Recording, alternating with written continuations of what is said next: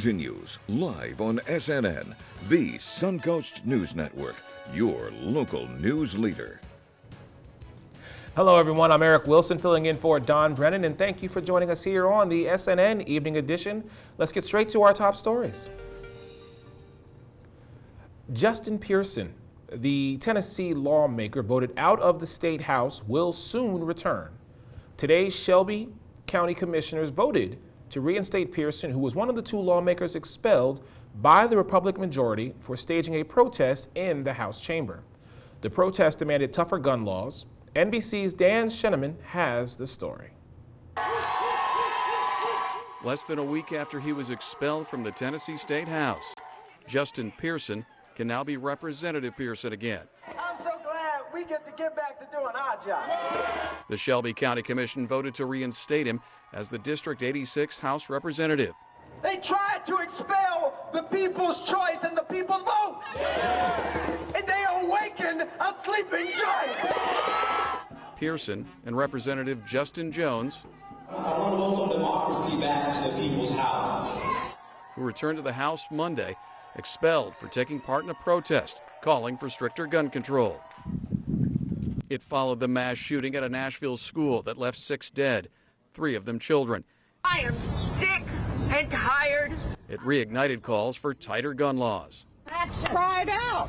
You know, we're cried out. We don't need a day to mourn. We need a day of action. Right here. The call for action may be gaining momentum.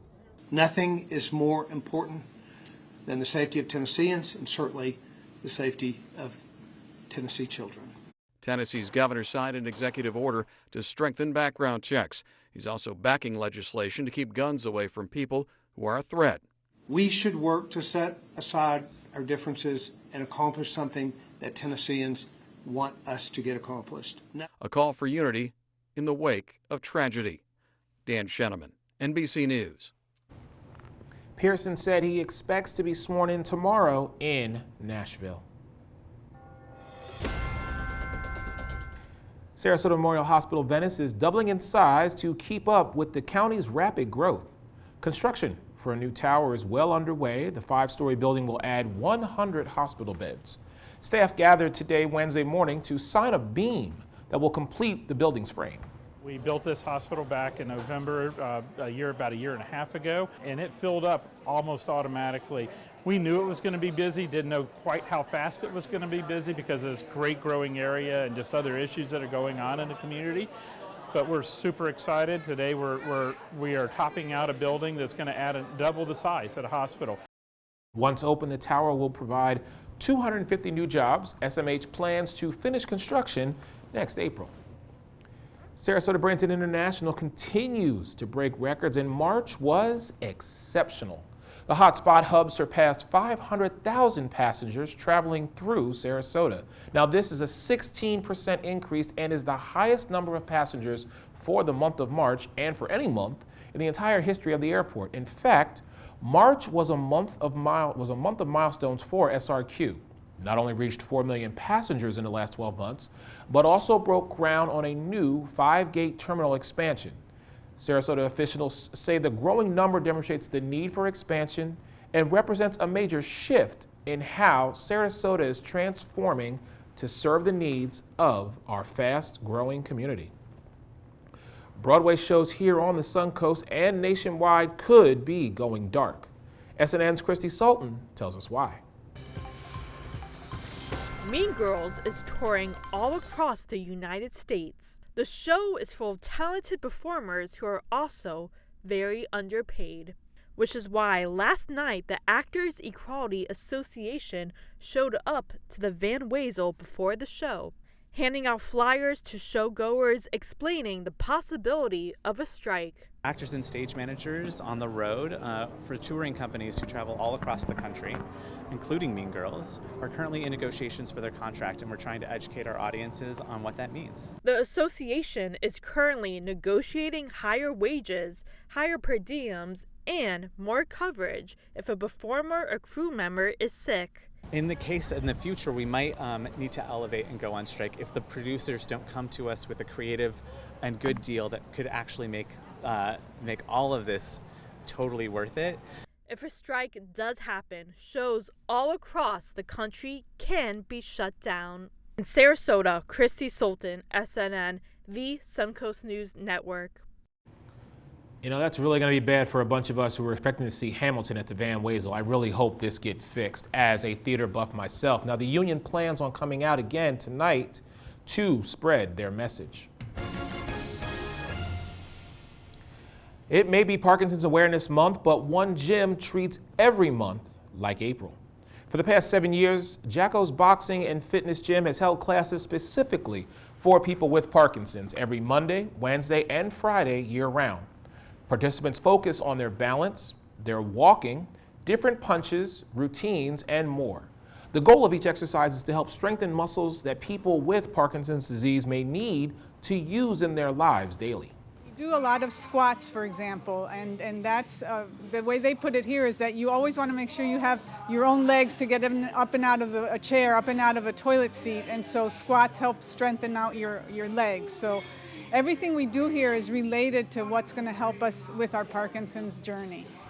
Jacko's has 100 members and about 20 of them have Parkinson's disease. For more information, tune in every night at 5 and 5:30 for more on our Parkinson's series. A Florida motorcyclist says he's happy to be alive after a terrible crash last month. The devastating collision was caught on camera. Luli Oritz reports. 43-year-old Will Dover loves to record his motorcycle rides with a 360 camera mounted on his bike. Back on March 25th, that camera captured the moment his morning trip to work quickly took a dangerous turn when a driver crashed into Dover, almost head-on. Just happy to be alive. Now on crutches, this injured father retells the moment a driver heading north on U.S. Highway 1 in Fort Pierce failed to yield while making a left turn. All in one movement, it was just too late. So I just braced myself for the hit. Dover suffered deep cuts on both legs and injured his shoulder and wrist. He claims wearing a helmet and other gear saved his life. I just think maybe if he wasn't driving that day, I still have my bike. According to the crash report, the person behind the wheel should not have been driving. They had a suspended license. According to the state, last year, more than 112,000 Florida motorists were caught driving with suspended licenses. West Palm Beach attorney Michael Pike says these drivers create hazards on the road.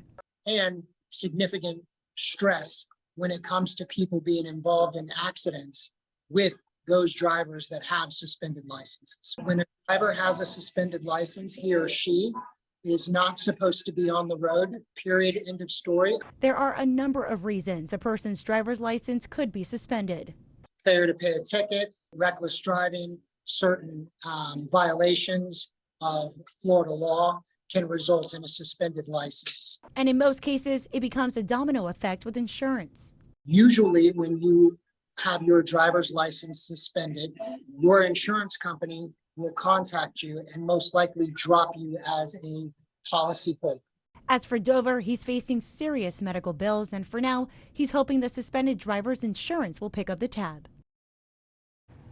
A Sarasota businessman has placed among Forbes' billionaires list. Local businessman Kenneth Feld and his family have been named among the world's billionaires with an estimated net worth of $2.9 billion for the chairman of Manatee County's Feld Entertainment, the parent company for Disney on Ice and Monster Jam. Forbes' annual list of people who can boast a more than 9-digit net worth placed the Feld's family just outside the top 1,000 most wealthiest people in the world. That would put the Sarasota area resident almost 200 spots ahead of former President Donald Trump and Oprah Winfrey, as both tied for the 1,217 on the list with a $2.5 billion in net worth. All right, coming up on the SNN Evening Edition, more with New Jersey firefighters battling a massive forest fire.